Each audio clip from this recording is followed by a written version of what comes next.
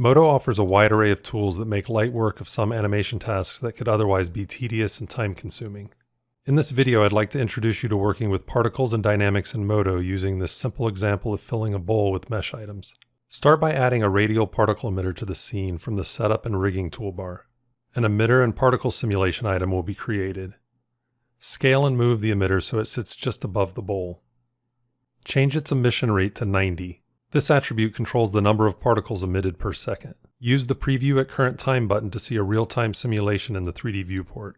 To generate items to fill the bowl, we'll replace each particle with a duplicate of our ball mesh item using a replicator.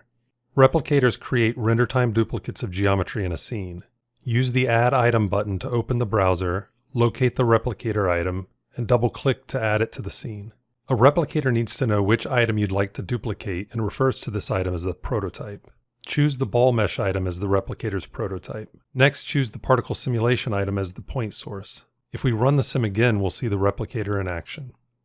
By default, only bounding boxes will be displayed, but we can change this setting in the viewport display properties by changing the replicator's attribute from none to all.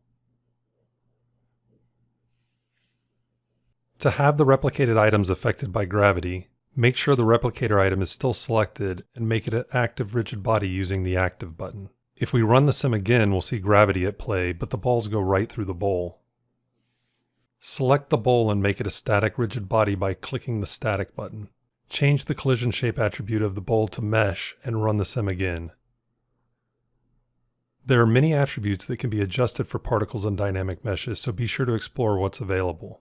Once you're happy with the look of the simulation, use the Compute Simulation button to cache the results. While this is a very simple example of these powerful tools, it should give you a good starting point for working with particles and dynamics. Spend some time experimenting with basic scenes like this one, and then slowly introduce more complex setups when you start to feel more comfortable.